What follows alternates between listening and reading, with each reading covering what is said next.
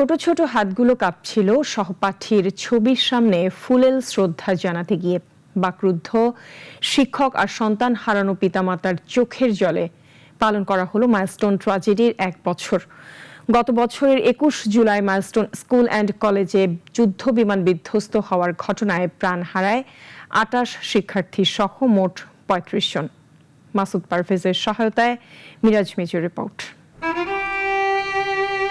এই চোখের পানি আর আবেগের কোনো সান্ত্বনা তৈরি হয়নি পৃথিবীতে। প্রিয় সহপাঠীদের এভাবে স্মরণ করতে হবে কে জানত। কোমলমতি শিশুদের শিক্ষাদান করেছেন যে শিক্ষক, তিনিও কি আজ বিচলিত সেই চেনা মুখগুলো দেখে?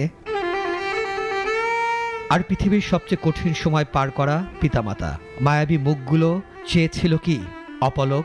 এখন সবই অতীত, তবে পাথরের মতো ভারী এক দীর্ঘশ্বাস যেন নামছেই না বুক থেকে। আজ দিনটি ছিল রাজধানীর উত্তরার দিয়াবাড়িতে মাইলস্টোন ট্র্যাজেডির 1 বছর।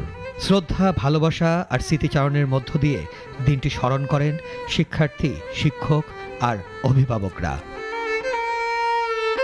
সেদিনের ঘটনার বিবরণ দিতে গিয়ে বাকরুদ্ধ হয়ে পড়েন অনেকেই। ড্রিল ভাঙার চেষ্টা করি, তাদের সবাইকে বের করার চেষ্টা করছিলাম। ছোট ছোট বাচ্চা সবাই পুড়ে গিয়েছিল, তাদের শরীরের ম্যাক্সিমাম 80 থেকে 90% পুড়ে গেছে।